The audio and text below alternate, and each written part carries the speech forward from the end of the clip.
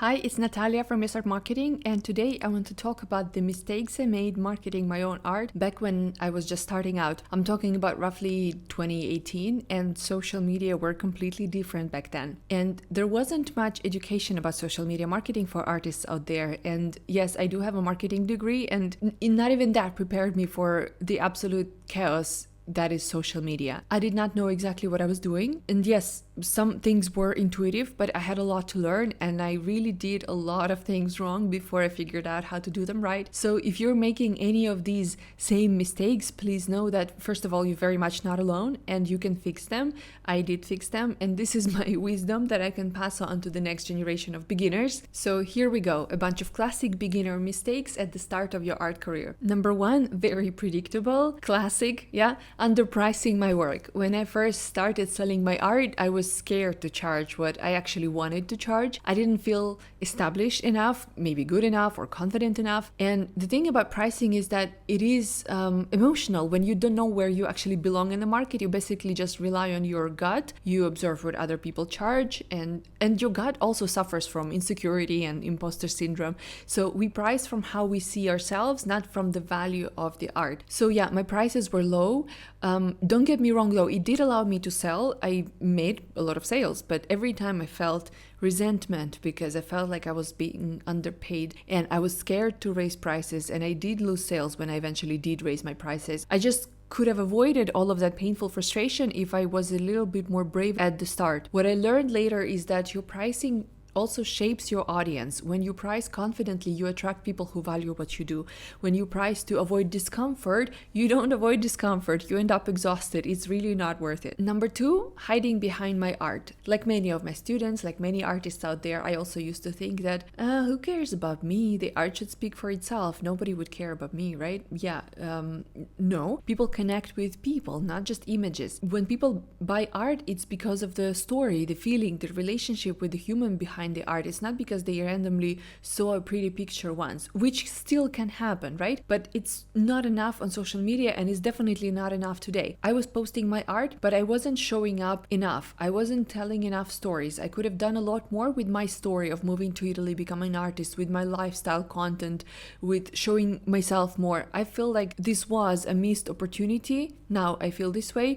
I thought art was the main thing and I was the secondary thing, and only later I realized that I was just as important. The personal brand of the artist is just as important as the art on social media today. I wasn't letting people see the person who was creating the work. I mean, I did, but obviously not enough. I could have done more, and yeah, I didn't do enough. And yeah, because of that, it took longer for people to trust me, and I know now that with the stronger personal brand, if I invited people more into my life, I could have just sold more art and made more money. Number three, putting all my eggs in the Instagram basket. I used to rely only on Instagram for visibility and sales. And to be fair, it worked. I grew, I sold, I built a following. Instagram did better back then, but I didn't diversify. I didn't try Pinterest. I didn't email my audience enough. I didn't go on YouTube. I picked one platform. I did it well, and no regrets. I still support the idea of if you want to do social media but you don't have time to do many of them, pick one and do it well. However, today I would say that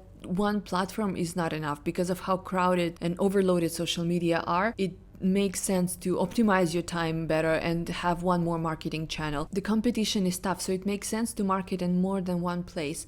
So I want to say that what I did before is not it wasn't necessarily a mistake back then, but definitely would be a mistake today. Today, you need more than one social media. So whenever Instagram slows down, your art business slows down too, right? And it's also scary because Instagram glitches all the time. The algorithm changes and we lose visibility like this overnight. So it's just possible to avoid that if you have a backup. As I'm rebuilding my art business again, I am doing it differently and it feels more secure these days. Number four, selling too hard too often. I come from the sales background and I'm not afraid of sales. So in the beginning, every post I made had a goal. Sell. Yeah, not enough nurturing, not enough building relationships, not enough personal connections, just enough to make sales, but could have been better, could have been more. I treated my Instagram like a shop way too often. I used to tire my audience with constant offers, and I was exhausting myself too. So today I know this: your audience buys when they trust you, when they feel connected, when they feel ready. You got to give them some time to like you and to get ready, not push harder all the time. So yeah, don't copy this mistake of mine. Give your audience some time and space to fall in love with you and to buy from you. You need to sell, but there's got to be a balance between nurturing and selling. And number 5, trying to do everything alone.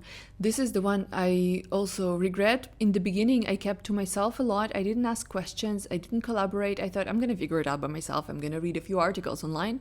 I have a marketing degree. How hard could it be, right? I didn't talk to other artists. I did just try to figure everything out by myself.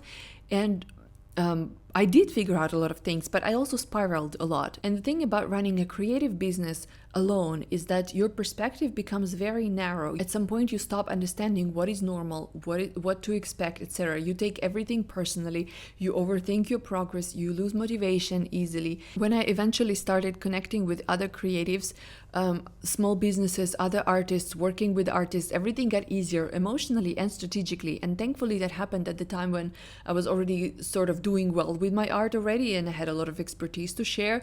And that's how Yes Art Marketing was born. And a couple of years later, I opened the Yes Art Club where artists could get to know each other, form a supportive community, and get marketing help all in one place.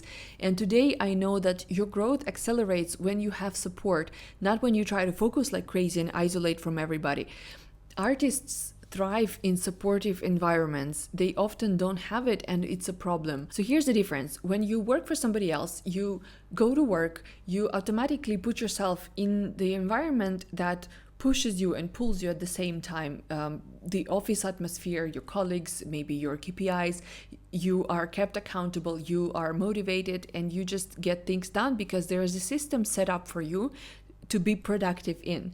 And when you're running a small business, you don't have any of that. You're on your own, and you have to create that environment for yourself. You have to push yourself and pull yourself and motivate yourself and keep yourself accountable and be disciplined, and nobody's going to check on you. So everything is on you, every little thing, every little decision. There's a lot of stuff to think about, and it's exhausting and it's tiring, and this is why it's not for everybody. I believe that artists, when they have this environment, when they have somebody who checks on them, when they have some kind of accountability, when they have system that helps them, motivational factors, everything becomes easier. And as I said, artists thrive in these supportive environments, and often they don't have them, and it's a problem. So I created a club with an intention to solve that problem. And today, watching the artists inside the club grow with feedback, with monthly content plans, with idea libraries and group cheering them on, I wish I had something like that when I was starting.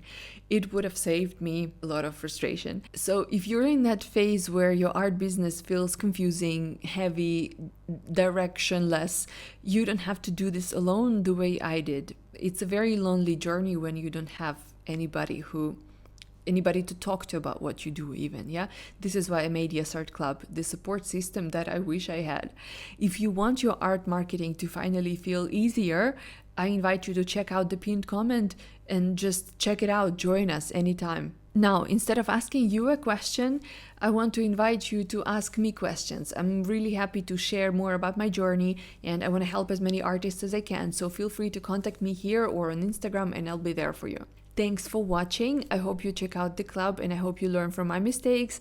Don't forget to like and subscribe to my channel, and I will see you in the next video.